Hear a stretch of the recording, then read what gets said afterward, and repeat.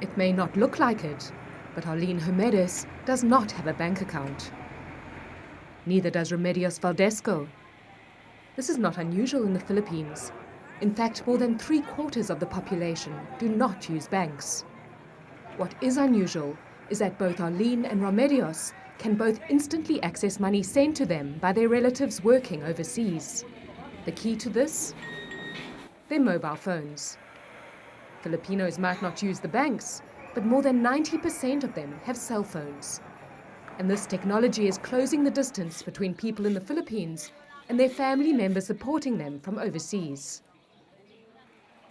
Remedios' daughter is just one of the estimated 10 million Filipinos who work abroad. She lives in Saudi Arabia and regularly sends funds to her mother to support her 2 children. For Remedios, this money is vital. It's very sad and very difficult because my child is far away from her own children. If they're sick, I'm the only one taking care of them. So, as her grandchildren's only caregiver, Remedios cannot afford any delay in receiving the remittances. But until recently, her choices were either courier services or outlets that weren't fast, cheap, or easy to use. I sometimes asked my relatives to come with me since I didn't understand what was written on the forms I was filling in. Like when the form asked for the amount I was receiving in words, I had difficulty because I don't know how to spell the words. Globe Telecom, the second largest cell phone service provider in the country, saw a gap in the market. Each year, Filipinos working abroad send home more than $20 billion. And yet there are millions of people in the country without bank accounts, needing to receive this money quickly and inexpensively. So they launched GCash, and the mobile phone was the perfect vehicle. Well, everybody in the Philippines almost has a mobile phone. If not one, they have 2 or 3 mobile phones. So receiving remittance through the mobile phone is very convenient. Anywhere you go, any time of the day, you can have your remittance sent to you and then use it anytime you want. And for rural people, mobile phones are not just convenient, but sometimes the only way they can access financial services.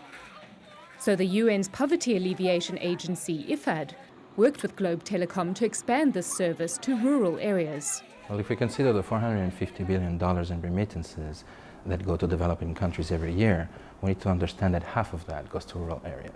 Reaching rural areas has proven to be very difficult. But over the last years, what we've seen is the rise of mobile technology. And this has been proven really a magnificent tool to provide this service to these families. And there are now a number of ways that rural people are using their mobile phones to receive their money. Remedios, for example, initially registered her ID document in the system, and now she is instantly alerted when remittance money is sent to her. Within seconds of receiving the text message, she can collect her cash from a nearby outlet. I just have to show them my ID, and then they look at my cell phone to see if the reference number matches the number that they have, and then they release the money. I get the money immediately. It's just so fast. And there are even faster ways to use the phone to access money, where the cell phone itself becomes a mobile wallet. Like Remedios, Arlene Hermedes lives in the rural Philippines with no bank account and no internet connection.